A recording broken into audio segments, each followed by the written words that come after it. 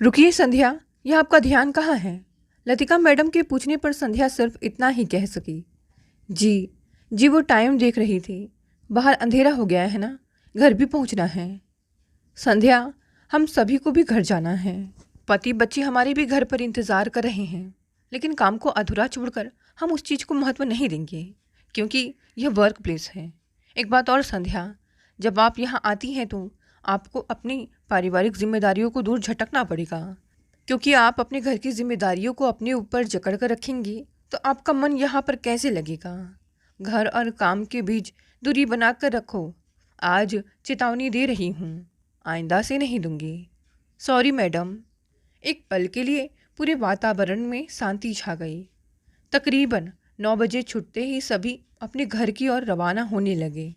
ज़्यादातर लोग अपनी अपनी गाड़ियों से जा रहे थे। संध्या घर जाने के लिए ऑटो ढूंढने लगी। आज तो पक्का गई मैं। संध्या ऑटो ढूंढ ही रही थी कि पीछे से आकाश ने आवाज़ दी। कहाँ चली संध्या? रात हो रही है, शायद ही ऑटो मिले। चलो मैं छोड़ देता हूँ। संध्या रुक गई। नहीं आकाश, अभी ज़्यादा समय नहीं हुआ है, 9 ही तो बजे हैं। तुम्हारी तरफ वाले ऑटो अब ज़्यादा कहाँ? संध्या ने अपनी चलने की गति बढ़ाते हुए कहा। मिल जाएंगे। आकाश पास ही बाइक की स्पीड धीमी करके चल रहा था। संध्या चिंतित सी है। आकाश, तुम चले जाओ, विजय ने देख लिया तो। मैं, ठीक है, चलो तुम्हें ऑटो में बैठाकर मैं निकल जाऊंगा। अकेले छोड़ दिया और फिर ऑटो नहीं मिला तो बड़ी मुश्किल होगी, आकाश बोला। संध्या का घर राजापुर में पड़ता था, अपेक्षाकृत कुछ अविकसित इलाका। रात होते ही ऑटो की आवाजाही उधर कम हो जाती ही संध्या ने चुप्पी तोड़ी, बोली। आज तुम अभी घर जाकर फिर एक बार विक्रम दा के घर जाने वाले हो ना, स्क्रिप्ट फाइनल करने? हाँ, जाना ही पड़ेगा, शुक्रवार को शो है, फिर दूसरे शो को भी फाइनल करने जाना ही पड़ेगा। सारी बातें उनके साथ करनी ही पड़ेगी। चौकीदार के रोल के लिए कोई राजी नहीं हो रहा है, जबकि छोटा होने के बावजूद वह अहम रोल है। हाँ, विक्रम दा भले ही डायरेक्टर हैं, लेकिन तुम्हारे बिना तो सारा कुछ असंभव सा है। वैसे टीम मेंबर सब अच्छे ही हैं। नई मोनिका अभी अकुशल है, उसके लिए विक्रम दा की मेहनत थोड़ी ज़्यादा हो गई। कोलकाता के 2 हॉलों की टिकट की व्यवस्था कब तक हो जाएगी? देखो विक्रम दा क्या कहते हैं। आधा घंटा होने को आया, अभी तक कोई ऑटो नहीं आया। चलो बैठो संध्या, अब जिद से कोई लाभ नहीं, आकाश बोला। संध्या लाचार हो गई थी, पर आकाश का उसके लिए ठहरना उसे गवारा नहीं था। उसके साथ जाने या मतलब पति विजय के हाथों मौत को निमंत्रण देना था। जैसे ही संध्या आकाश की बाइक पर पीछे बैठी, विजय की आंखें, उसके गाल, उसके कान, उसके बाल, उसकी मूछें, उसकी भौहें, सब कुछ धीरे धीरे किसी दैत्य सा उसकी आंखों के सामने घूमने लगा। वह समझ नहीं पाती कि पता नहीं वे लोग उस पर थोड़ी भी दया क्यों नहीं दिखाते। संध्या के पिता की किराने की छोटी सी दुकान थी। दोनों बेटियों की शादी उन्होंने इसी दुकान के सहारे बड़ी धूमधाम से की थी, लेकिन आसपास बड़े मॉल्स, शॉपिंग सेंटर्स आदि खुल जाने पर उनका मोहल्ला भी शहर की चकाचौंध में ऐसा गुम हुआ कि उनकी दुकान बस मक्खियों का अड्डा बनकर रह गई। पिता की दुकान से जब घर में फाके की नौबत आ गई तो फाइन आर्ट्स में ग्रेजुएशन करने की संध्या ने सोची। वह शौकिया थिएटर करती रहती थी। एक दिन प्रयोजन ने विक्रम दत्ता के थिएटर स्कूल से उसे जोड़ दिया। विक्रम दत्ता थिएटर से जुड़े समर्पित व्यक्तित्व थे। आकाश उनका दाहिना हाथ था, जो प्राइवेट फर्म में नौकरी के साथ साथ थिएटर और रंगमंच के प्रति भी पूरी तरह समर्पित था। इसके अलावा यहाँ स्त्री पुरुष मिलाकर करीब 20 लोगों की टीम थी, जो थिएटर मंचन के लिए बाहर भी जाती और कोलकाता के अंदर भी हॉल बुक कर टिकट बेचकर अपना शो चलाती। ये सब भले ही पैसों की ज़रूरत के मारे थे, लेकिन जुनून इतना था कि ना इन्हें अपना स्वास्थ्य दिखता, ना पैसा, ना समय दिखता, ना परिवार, यानी थिएटर ही इन सब का सब कुछ बन गया था। लेकिन जितना ये इस थिएटर से कमाते, उससे कहीं ज़्यादा इन्हें इसमें लगाना पड़ जाता। खासकर विक्रम और आकाश तो जैसे इस यूनिट को चलाए रखने के लिए अपना सब कुछ दांव पर लगाने को तैयार रहते। वहाँ टीम के बाकी लोग भी कभी अपना समर्पण कम ना करते। रचनात्मकता के स्रोत जैसे इनके बीच लगातार फुटते रहते थे। रुको रुको रुको आकाश, मैं यहीं उतर जाऊंगी, कहते हुए संध्या गाड़ी के धीरे होने से पहले ही उतरने की कोशिश करने लगी। इतनी दूर अंदर तक अकेली जाओगी? तुम चले जाओ आकाश, मैं विजय को फ़ोन करती हूँ। कई बार फ़ोन मिलाने के बावजूद कोई उत्तर नहीं। आकाश को न चाहते हुए भी अनदेखा कर वह घर की ओर चल पड़ी। आकाश बड़ा खुश मिजाज, सच्चा और मददगार इंसान है। वह समझ गया था कि संध्या पति की ओर से काफ़ी परेशान है। कई बार शादीशुदा व्यक्ति भी संवेदनशील न होने पर स्त्री की दशा बिना समझे उस पर जाती करता है, और कई बार आकाश जैसे लोग शादीशुदा न होकर भी संवेदनशील होने के कारण अपने आसपास की स्त्रियों की दशा भली भांति समझ पाते हैं। आकाश पाल की इसी नरम दिली की वजह से टीम की सारी महिलाएं उसे बहुत मानती। संध्या को घर में प्रवेश करते ही विजय बैठक में सोफे पर बैठा मिला। अखबार के पीछे छिपे विजय के चेहरे को लेकिन वह पढ़ नहीं पा रही थी। लेकिन उसकी मनोदशा से वह अनजान भी नहीं थी। संध्या ने डरते हुए पूछा, खाना लगा दूँ? शाम 5 बजे संध्या थिएटर रिहर्सल के लिए निकलती है तो खाना बना कर ही जाती है। संध्या विजय की ओर से कोई जवाब ना पाकर उससे फिर पूछी, खाना दे दूँ? विजय ने बहुत शांत स्वर में कहा, खाना हम ले लेंगे, बुआ तो है ही ना नौकरानी, वे ही सब काम कर लेंगी अब से, बेटी भी खुद ही पढ़ लेगी। तुम महारानी बाहर गुलछर्रे उड़ाओ और हमारी थाली में छेद करो। संध्या के लिए वह कठिन वक्त होता जब उसके वापस आने से पहले ही विजय घर आ चुका होता। वह इलेक्ट्रिकल विभाग में इंजीनियर है। पैसा, रुतबा, घर, गाड़ी सब कुछ है। दिल की कोमल संध्या झगड़ों से बहुत घबराती है, लेकिन अब उसकी ज़िंदगी में झगड़ा, ताने उल्हाने अहम हिस्सा है। मुझे माफ़ कर दो, आज ऑटो नहीं मिल रहा था ना। कैसे आई फिर? बिना दोस्त के कलंकनी साबित हो जाएगी वह, झूठ का ही सहारा लेना पड़ेगा। मगर शातिर विजय ने पकड़ लिया तो? पसीने से तरबतर संध्या ने सोचा, फिर बोली, ऑटो काफ़ी देर बाद मिला। ज़रूरत ही क्या है बाहर जाने की? रोजी रोटी कमाने जा रही हो, हमें पालना पड़ रहा है तुम्हें। कितने पैसे आते हैं महीने में? मुश्किल से 7-8 हज़ार। इनके ना आने से हमें क्या फ़र्क पड़ेगा? घर में रहकर घर का ख्याल नहीं रख सकती? बाप के घर में खाने के लाले पड़े होंगे जो बेटी का कमाया खाया, या हम बीवी का कमाया देखते तक नहीं। इसकी बेटी भी ज़्यादा दिन घर पे नहीं रहेगी, देख लेना। अभी ही अगर इसकी माँ को कुछ कह दे तो तुरंत जवाब देती है। बुआ ने आग में घी का काम किया। संध्या का दिल बैठा जा रहा था। ये लोग ऐसे ही बोलते रहेंगे तो 13 साल की बेटी भी जीने का उत्साह खो देगी। पति ना समझे तो कैसे वह अपने जुनून और कला को जिंदा रखे? कैसे विजय को समझाए कि यह 7-8 हज़ार की बात नहीं है। उसकी नसों में, उसके खून के उबाल में अभिनय तड़पता है। उस तड़प की अभिव्यक्ति बिना वह मृत प्राय है। पत्नी के मन को छुए बिना पति यह कैसे समझे कि यह ना तो बाहरी मर्दों को पाने की चाह है, ना ही पैसों की लालसा, ना जिम्मेदारियों से भागने की मनसा, और ना ही पति के साथ प्रतियोगिता। इस सब के बीच अपनी बेटी को वह कैसे स्त्री होने के मान और गौरव से सजाए, यह भी संध्या के लिए एक बड़ा प्रश्न था।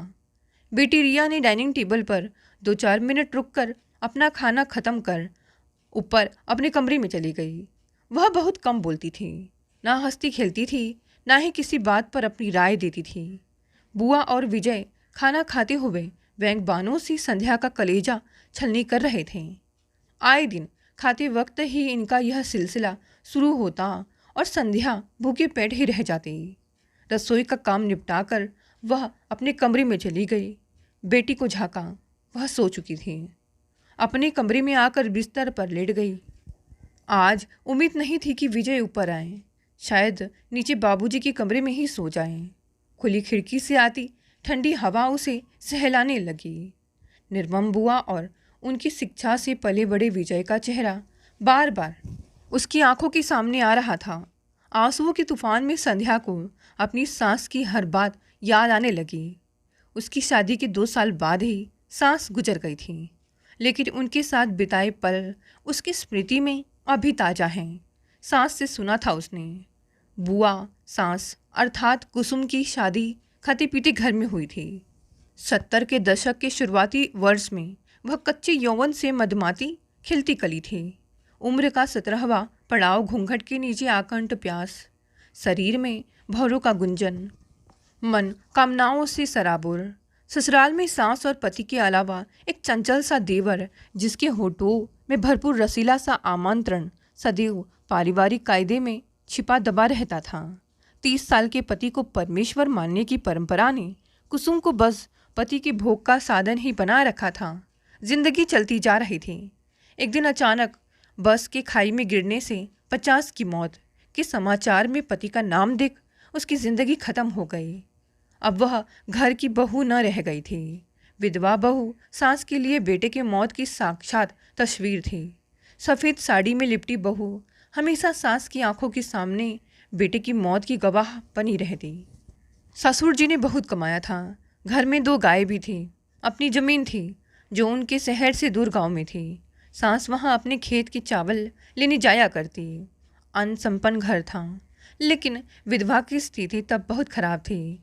दिन भर 2 मंजिले मकान में काम करती वह थकती नहीं थी, लेकिन सास को संतुष्ट कर पाना अब उसके वश में नहीं था। तानों उल्हानों से उसके पंख कटे यौवन पर हर वक्त चोट करती रहती। बड़े बेटे की मौत ने उन्हें प्रकृति से प्रतिशोध का यही सहज तरीका सुझाया था। जहाँ सहानुभूति इंसान को जोड़ती है, कृतज्ञ बनाती है, वही क्रूरता बगावत को निमंत्रण देती है। कुसुम देवर के आकर्षण के प्रति सचेत सहने लगी।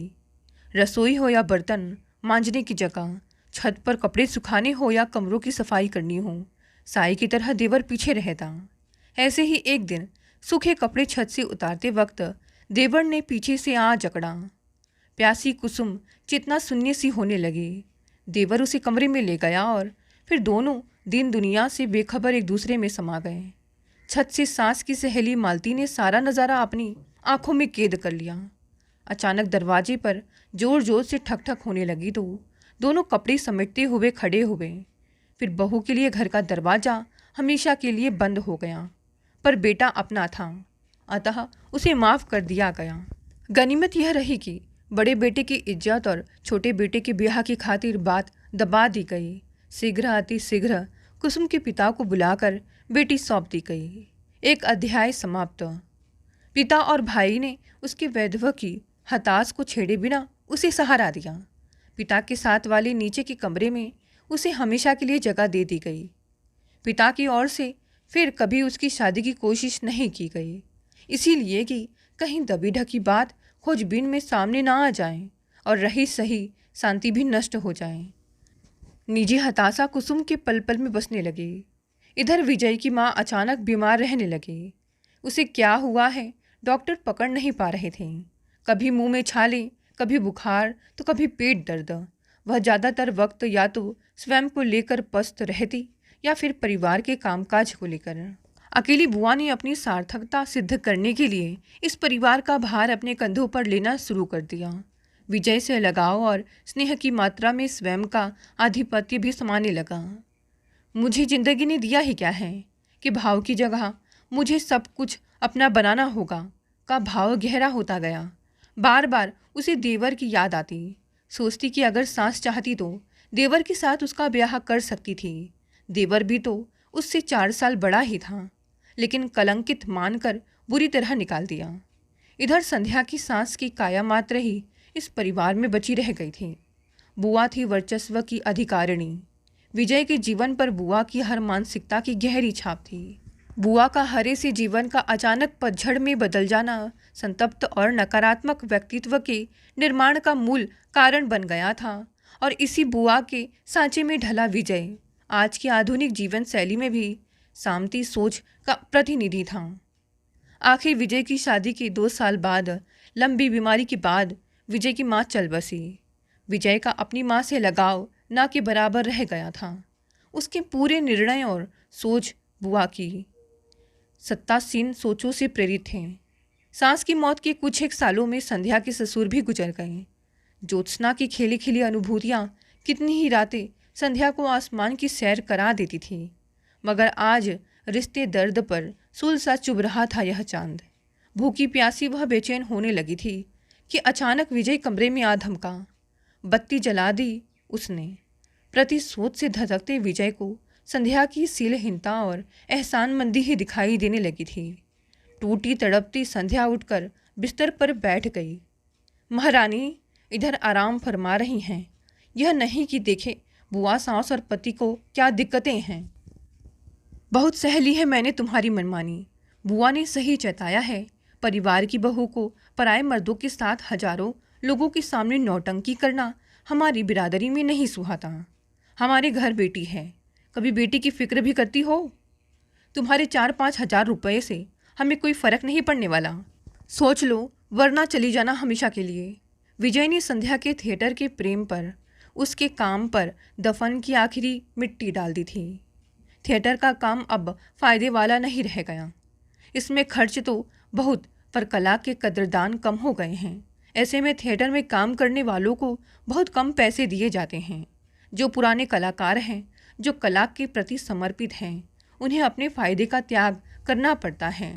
ऑडिटोरियम, लाइट्स, स्टेज सज्जा, वस्त्र सज्जा, साउंड इफेक्ट पर हर स्टेज शो के लिए कम से कम 30-40 हजार का खर्चा बैठता ही है, और वह भी कम पैमाने के नाटक के लिए। ऊपर से प्रचार और विज्ञापन का खर्चा अलग से।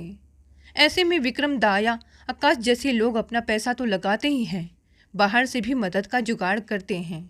उनके समर्पण को देखते हुए संध्या जैसे कलाकार को, जो सिर्फ अपना थोड़ा समय और थोड़ी सी कला ही दे सकते हैं, कैसे उनके साथ पैसे के लिए जिद करें। अपने परिवार की ओछी सोच के आगे अगर संध्या जैसे लोग हार मान ले तो थिएटर जैसा रचनात्मक क्षेत्र लुप्त प्राय हो जाए। संध्या निढाल सी बिस्तर पर पड़ी रही। विजय नीचे जा चुका था। सुबह के 5 बज रहे थे। संध्या बिस्तर समेट नहा धोकर आई। फिर बेटी रिया को उठाया। रसोई निपटाकर रिया को स्कूल बस तक छोड़ आई। आकर सबको नाश्ता कराया। किसी ने उससे नहीं पूछा वह खा भी पाई है या नहीं। घर के बाकी काम निपटाती रही। विजय के ऑफिस जाने से पहले जिसका फ़ोन आया, उससे वह बहुत उत्साहित होकर बातें करने लगा। संध्या के पास इतना अधिकार नहीं रह गया था कि वह विजय से कुछ पूछ सके। फ़ोन रखकर जैसा कि हमेशा बात करता था, एक बॉस की तरह, अभी भी उसी अंदाज में संध्या से बोला, ये रुपए पकड़ो, बाजार से जो भी इच्छा लगे ले लेना, बढ़िया व्यंजन बना कर रखना। शाम को मेरा दोस्त वैभव और उसकी पत्नी सलोनी आ रहे हैं। कहीं जाने की गलती ना करना, वरना मुझसे बुरा कोई नहीं होगा। यह कहीं का मतलब थिएटर ही था। पत्नी से बात करना विजय ने कभी सीखा ही नहीं, अतः संध्या ने अपनी जिंदगी के अभाव से समझौता कर लिया था। मगर कल तक उसके नाटक का आखिरी रिहर्सल था। परसों से कोलकाता के 2 हॉल्स में टिकट बिकने को दे दिए गए थे। अब यह धोखा संध्या कैसे करे। शाम को घर का माहौल काफ़ी बदला सा था। करीने से सजे घर में महंगे डिज़ाइनर सेटों की साज सज्जा के बीच सलीके से सजी संध्या इतने शोर के बीच बड़ी शांत सी थी। सलोनी शोर गुल के बीच भी संध्या पर नजरें रखी थी। रिया को भी वह काफ़ी कटा सा पा रही थी। कॉफ़ी का कप हाथ में लिए सलोनी संध्या के पास जा पहुंची। फिर उसका हाथ पकड़ते हुए बोली, चलो कहीं घूम आते हैं। अभी तो शाम के 6 ही बजे हैं। खाना 10 बजे से पहले खाएंगे नहीं। आप कहें तो मेरी पसंदीदा जगह चलें। संध्या, मुझे तुम आप ना कहो, चलो चलें। सलोनी संध्या को ले पति बिरादरी के पास पहुंच चुके थे। उनकी बातें सुन संध्या अवाक रह गई।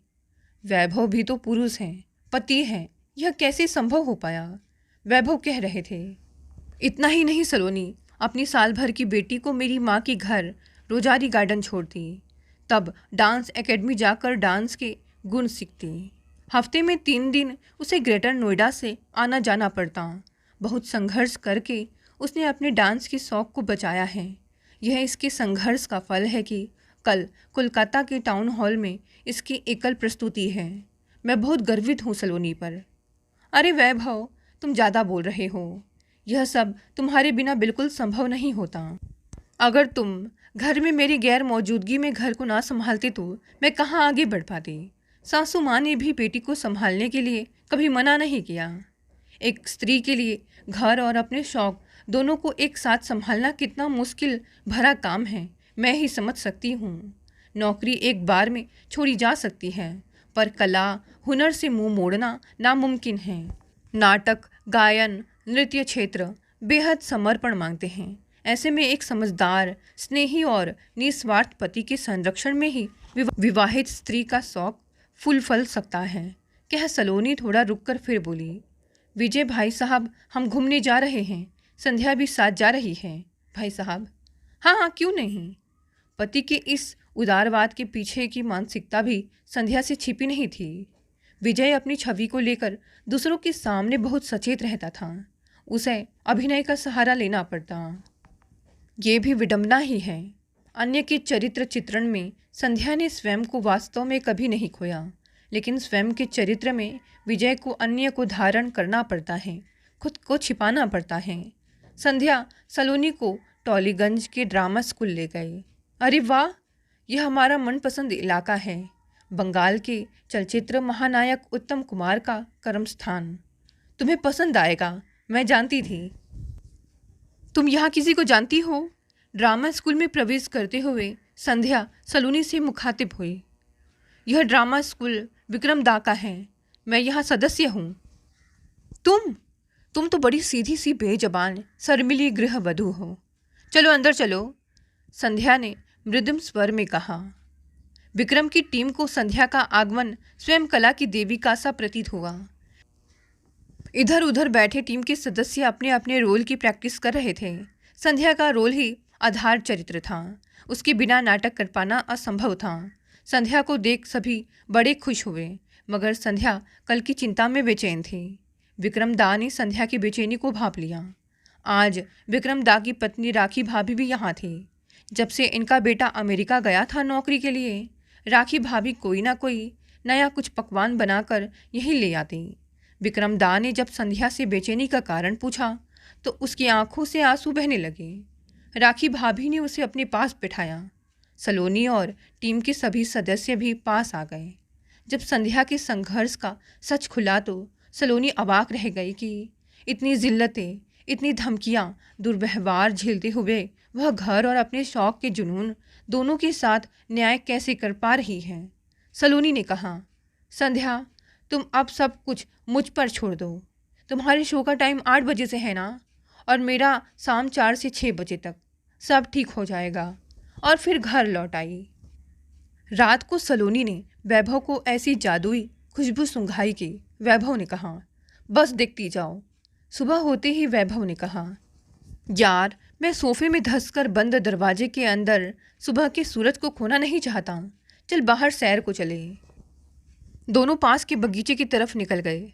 चलते चलते वैभव ने कहा, यार विजय, तुम्हारी बिरादरी में तो अक्सर बीवियां गुनी होती हैं। घर गृहस्थी और पति सेवा के अलावा भी उनकी ज़िंदगी के कुछ मकसद होते हैं।